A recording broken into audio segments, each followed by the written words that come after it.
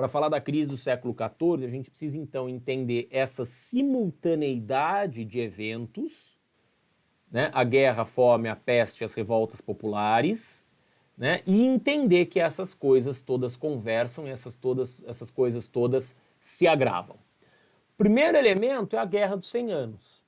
Qual que é a causa da Guerra dos 100 Anos?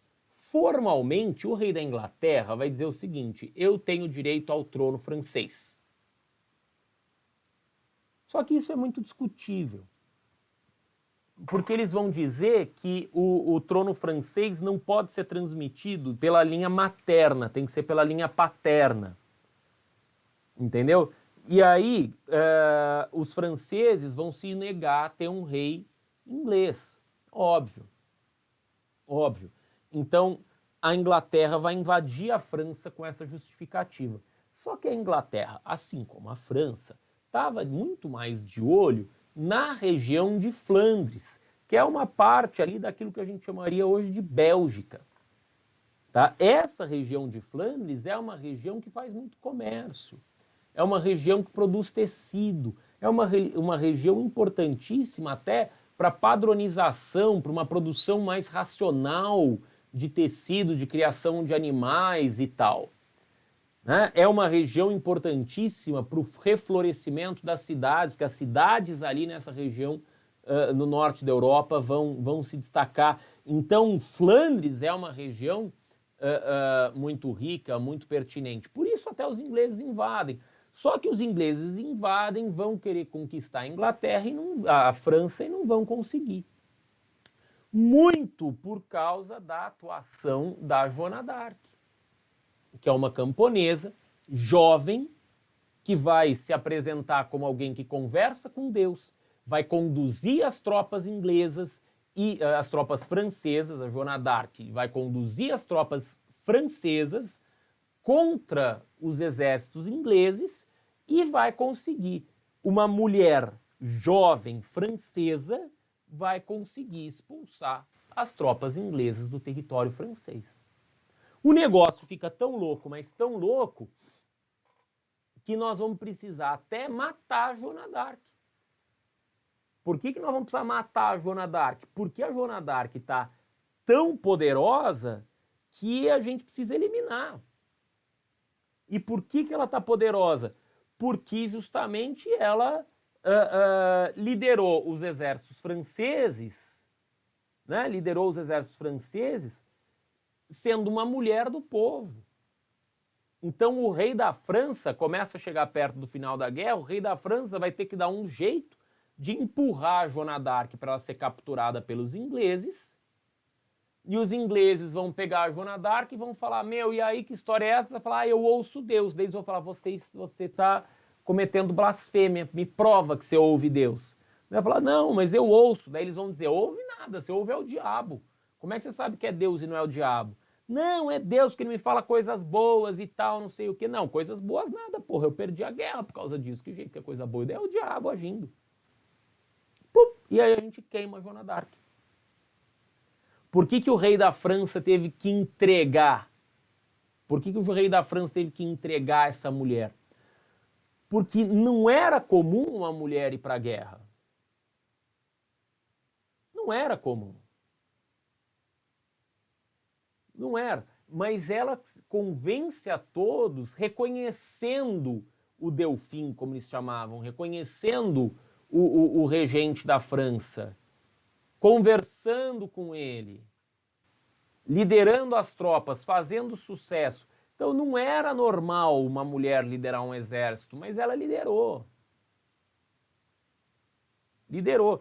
E aí, quem me garante, eu, rei da França agora, quem me garante que essa mulher não vai resolver liderar o exército contra mim ou liderar uma revolução camponesa contra mim?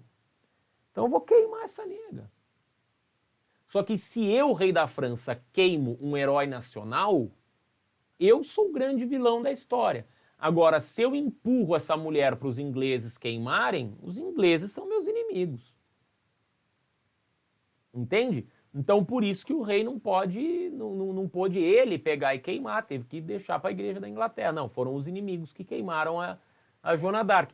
Depois disso, né, depois a Joana d'Arc foi condenada por blasfêmia, só que depois ela vai ser santificada. Você entrava, agora não sei como é que tá, mas antes você entrava na Catedral de Notre Dame, do lado direito ali, no Ave Maria, antes de você chegar na nave central da catedral, você tinha um altar, sabe esses altares laterais assim? Você tinha um altar para, primeiro era a sala de relíquias e depois o altar da Joana d'Arc.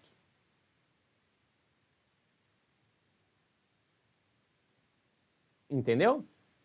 Você tinha um altar para Joana d'Arc, porque ela vai ser santificada depois, é Santa Joana d'Arc. Mas naquele momento nós precisamos queimar. Tá? A guerra termina como ela começa. Mas ela durou 115 anos. Teve vários períodos de trégua, teve várias questões, mas ela dura 115 anos aí entre o começo e o final, né? Não são 115 anos ininterruptos, não. Ela tem algumas tréguas aí até por causa da peste negra.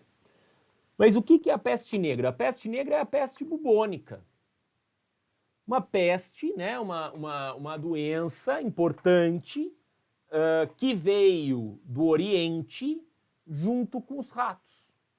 Então você trazia tecido, você trazia comida, você trazia tapete, você trazia porcelana, você trazia, né, seda, você trazia um monte de coisa que você trazia da China, e junto com isso na carroça vem o rato. Junto com o rato vem a pulga do rato. Então ele vem pela rota da China. Rota da China não, rota da seda. E aí eu posso entender a peste bubônica de pelo menos 3 maneiras. Uma, a maneira econômica. Ou seja, eu tenho um monte de cidade. Onde eu tenho cidade, eu tenho um monte de gente crescendo. Onde eu tenho um monte de gente crescendo, eu tenho um monte de lixo. Onde eu tenho um monte de lixo, eu tenho um monte de rato. Onde eu tenho um monte de rato, eu tenho um monte de pulga de rato. Então eu posso dizer que as cidades são as grandes responsáveis pela proliferação da peste bubônica. Ah, mas a cidade daí fica parado na cidade. Não, porque eu tenho as rotas comerciais. Então esse contato entre as diferentes cidades permite a proliferação da doença, né? Permite que a doença se espalhe por diversas cidades e diversas regiões. Então esse é o lado 1, uma primeira explicação. Uma segunda explicação pode ser uma questão cultural. Século XIV, a Inquisição está queimando todo mundo. E se você bem observar, eu tenho sempre como melhor amigo da bruxa ou do bruxo o gato. Especialmente o gato preto, mas o gato é um animal associado à bruxaria. Então, a mulher, normalmente, com um gato, é uma bruxa. Então, se você é mulher, você não gosta de gato. Porque se você gostar de gato, você pode ser associado à bruxaria. Numa casa que você tem muitos gatos, você pode entender essa casa como um objeto do demônio. Então a gente passa a vida matando gato. Resultado, eu tenho um aumento da população de rato, já que eu não tenho tantos gatos. A coisa é tão grave que eu tenho aquele conto, né, aquele mito do flautista de Ramelã. Quem que é o flautista de Ramelã? É o flautista da flauta mágica, que com a flauta dele enfeitiça os ratos e faz com que os ratos o sigam. Tudo bem? É um personagem do folclore europeu, o flautista de Ramelã. Esse flautista, né, ele aparece, veja, é um homem que toca flauta e chama os ratos embora. A mulher com o gato é associada à bruxaria. Então, quanto mais eu tenho gato, mais eu sou bruxo, mais eu vou para a fogueira. Então, eu não quero ir para a fogueira, não quero ter gato, portanto, eu mato o gato. E aí aumenta a população de ratos. Certo? E uma terceira explicação que eu posso colocar é a explicação do castigo divino. Porque eu tenho uma população urbana cada vez maior. Essa população urbana cada vez maior significa que eu tenho justamente uma população urbana maior. Essa população faz comércio, essa população quer lucro, essa população quer enriquecer, e a igreja é contra isso, Deus é contra isso. Então a doença começa a se esparramar na cidade, e aí a igreja vai dizer, tá vendo? Avisei, Deus está punindo vocês gananciosos. Quero chamar a atenção que explicar a doença como castigo divino é uma prática comum. É uma prática comum. Até em tempos de Covid estão tentando dizer que isso daí é praga de comunista, que isso daí é praga de chinês, que isso daí, né? Então tem várias, né? Tem pastor de igreja evangélica dizendo que só pega Covid quem não se cuida, né? Quem tá ali tem pacto com o demônio, né? Então essas coisas aparecem até em pleno século XXI. Então lá no século XIV a igreja vai dizer, isso daqui é um castigo divino. No final do século XX, quando aparece a AIDS, vão associar a AIDS ao comportamento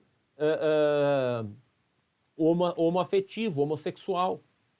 Né? Vão dizer, tá vendo? Isso daí é uma praga que Deus está mandando para os gays. No começo, a AIDS era chamada de gay play, ou seja, a praga dos gays.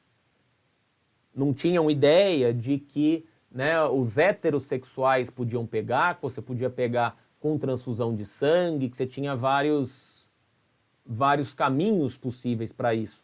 Então lá na década de 80 era a gay play, a praga dos gays. Ou seja, Deus está punindo um comportamento tido como inaceitável, né, um comportamento tido como promíscuo por determinados setores da sociedade. Né? Então essa interpretação de um castigo divino é uma interpretação muito comum até os dias de hoje. Tá? Então, ou economicamente, ou culturalmente, ou religiosamente, eu posso explicar essa abordagem. Evidentemente que eu, como professor de história, não acho que Deus estivesse punindo ninguém por ser comerciante, por querer fazer comércio, por querer enriquecer dentro de uma cidade. Né? A gente precisa, na verdade, somar os dois fatores aqui, o fator do comércio, o fator cultural, para entender. Agora, junto com isso, eu preciso perceber que tem de novo enfraquecimento dos nobres, porque os camponeses estão morrendo.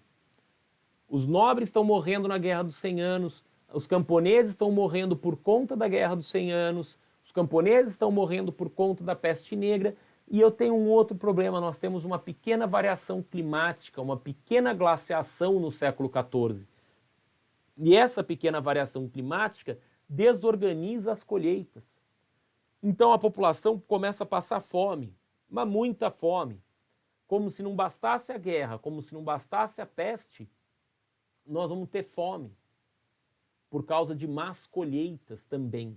Então o século XIV é absolutamente horroroso, o século XIV é absolutamente pavoroso. Tá?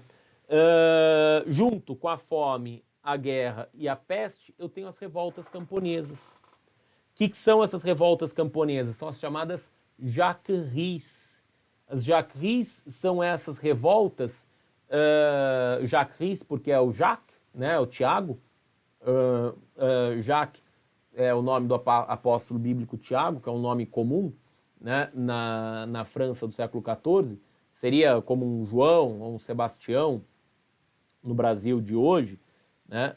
Então essas jacqueries, essas revoltas camponesas, são porque os camponeses não estão dando mais conta de pagar tantos impostos para os nobres, terem que prestar serviço militar na guerra, ter tanta gente morrendo, faltar comida, quer dizer, os camponeses não aguentam mais, eles começam a fazer revoltas.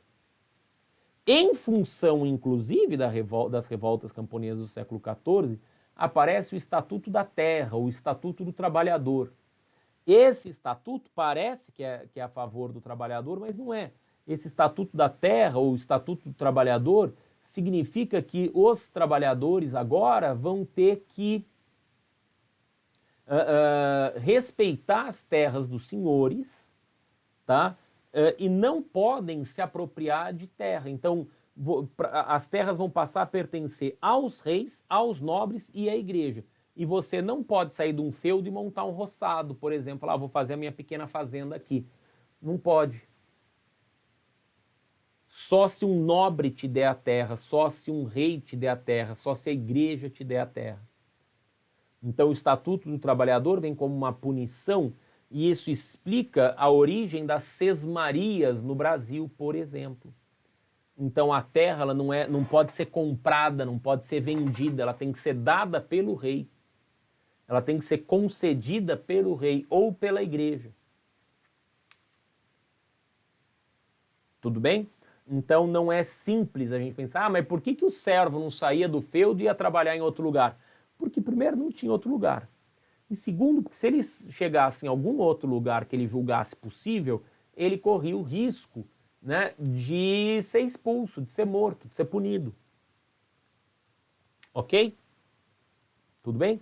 Então, crise do século XIV, todos esses elementos aqui para a gente lidar. A guerra, a fome, a peste e as revoltas populares.